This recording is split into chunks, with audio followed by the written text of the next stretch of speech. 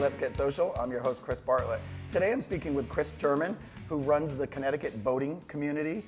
And I have to say, your story is just like incredible. It never ceases to amaze me, the different things we do here on planet Earth. Thanks. And you are living quite the life as a CEO and founder of this nonprofit organization. So thanks for being here. I'm glad to meet you, glad to have you.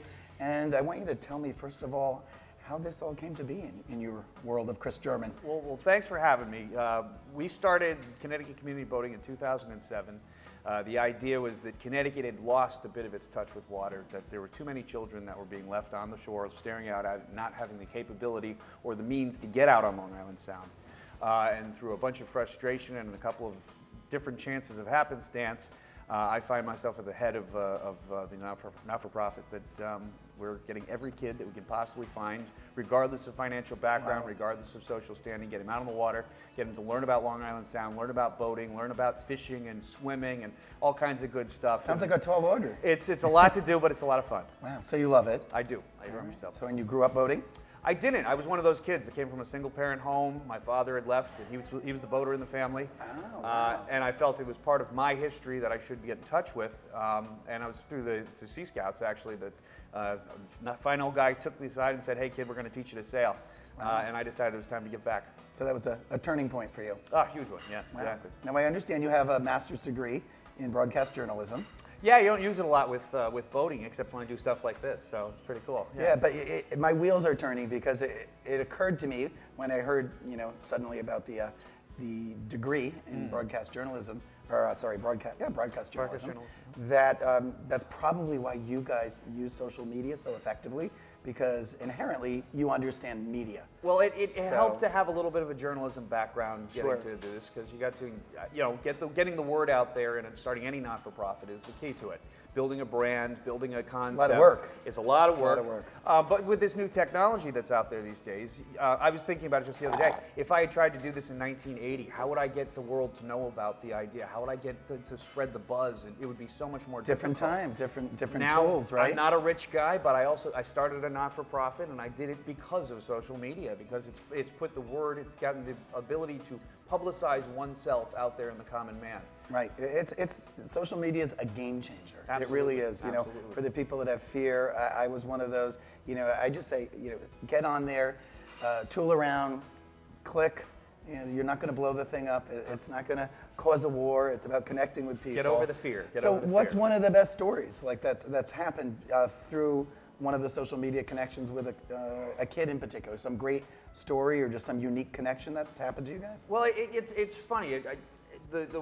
One of those days that I realized Connecticut Community Boating was really becoming an organization unto itself is, I had the Facebook page going for a while, and Okay. I had, slowly, steadily getting friends on Facebook, sharing the word. So stepping into the game. Stepping into it. Okay. I'm not terribly smart, so it was a little bit of a leap forward. You sound smart to me. I play it really well. Okay, good. But We like that.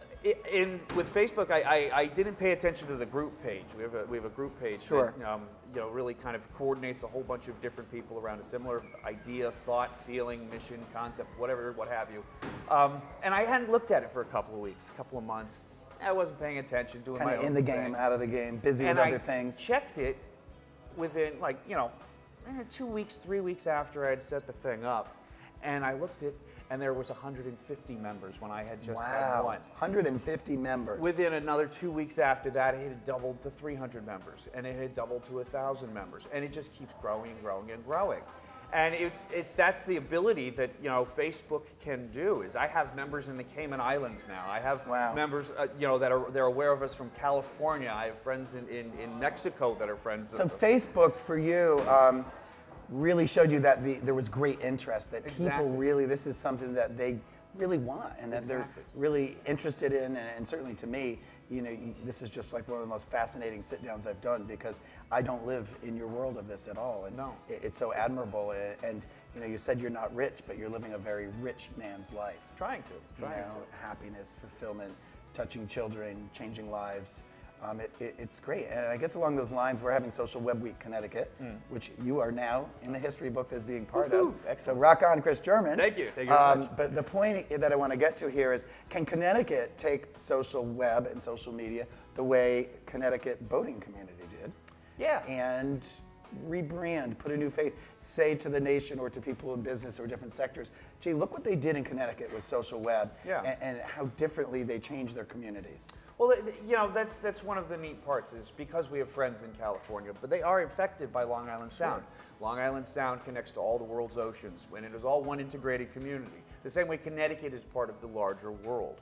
If we can take this little tiny state and brand it, market it, get it out to a bigger concept, to a bigger world, let them know the great stories, the great things that are going on here in Connecticut, That's for and sure. not use, you know, this massive multimedia world that we're in. That costs a lot of money. Absolutely. We can have a better bang in the world as a small state with a limited tax base. We can have a broader concept with a smaller population because everybody has a megaphone now. Everybody has Right. the ability to say whatever they want in the world. To get Everybody their has voice their out, own to- little to be television heard. station, so to speak. Right, and it's $0. Exactly. It's $0. Absolutely free. And it's Yeah. all through this great organic way of doing things, this great grassroots support effort of getting friends to talk about what other friends are doing, to show what can happen with just, you know, the small, one person can have such a great, huge effect on a huge climate just by social media. So, you know, CCB wouldn't exist without Facebook. Connecticut Community Voting never would have gotten off the start.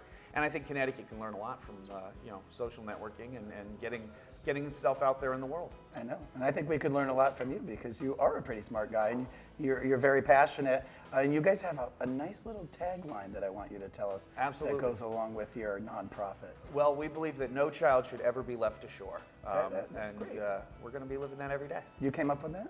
I did, believe it or not. So you're we, smart. We borrowed it from a couple I'm other reaffirming places, that you are a smart man. Yeah. So where do we find you on the wild world of the web? Well, we Tell would us your web address. Love it if you join us at www.ctcommunityvoting.org.